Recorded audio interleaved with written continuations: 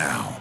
So is Ron Paul the one? The Texas congressman and presidential hopeful joins me today from Hampton, New Hampshire. Congressman, it's good to see you. Iowa votes 2 weeks from tonight, and the establishment here in Washington and the Republican establishment in Iowa has a case of the jitters right now. I was just in Iowa last week. There are some people who think you have the possibility to win that state. If not, they expect you to be very strong in the top 2 or 3. I want you to listen to this editorial in the Des Moines Register just the other day. The torpedoes are now in the water for Paul, and one of them is labeled "A Paul Win Hurts the Iowa Caucuses." I've heard similar worries from GOP leaders in Iowa who fear that Paul's crazy train will haul the caucuses out to the political fringes and derail forever, stranding Iowa's coveted status. Why are they so worried about you?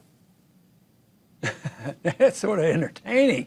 So much for democracy. As long as democracy goes their way, it's okay.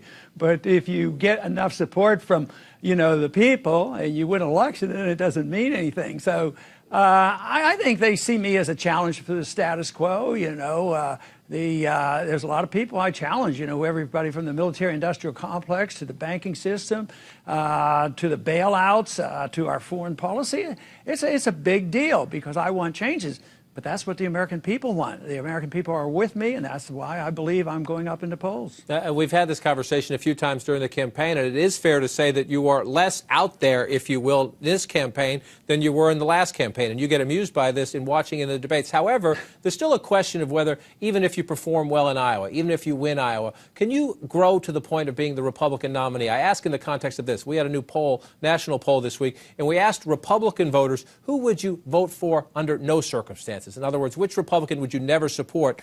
You, sir, topped that list. 43% of Republicans said they could not support you under any circumstances. Does that number suggest that while you're growing in popularity, you can't grow enough to win the nomination? No, it doesn't mean that, and those aren't permanent numbers, but you might say, well, what about the young people coming into voting now? How do I do? Exceptionally well. What about independents? Exceptionally well. What about the willingness of a Democrat to vote for me versus the other ones? All of a sudden, there is the coalition. What surprises me is really, parties are supposed to try to build, and the Republican Party would like to build so they don't have to fight for these elections all the time. So I have young people, I have independents, and a lot of Democrats will come my way. Why wouldn't they ask me a question and say, what is it they like about you? Because we'd like to, build our party, but they never do. What they want to do is say I don't count and lock me out and say, oh, if you are elected, it's just a fluke. We don't want your people in our party.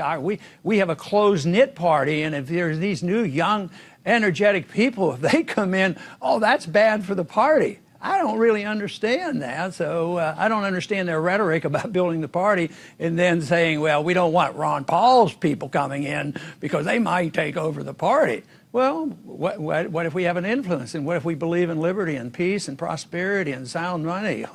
What's so dangerous about that? Some of those young people, I was struck by it when I was in Iowa last week. It's a lot like it was for President Obama back in 2008. They support you, not necessarily the party. It's more personal than it is the party. And a lot of them say if you don't win the nomination, they would like you to run as an independent, as a third-party candidate. Would you rule that out, sir?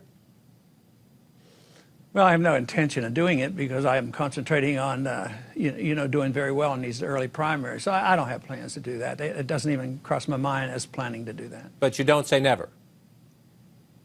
Well, I'm not an absolutist to say nothing. I'll never do this, I'll never do that. When I left Congress a long time ago, I had no intentions of coming back. But if I had said, I'm never coming back to this place, 15 years, 12 years passed, and then I ran again. But I had no intention of coming back. So I don't think it's good to say I absolutely won't do anything.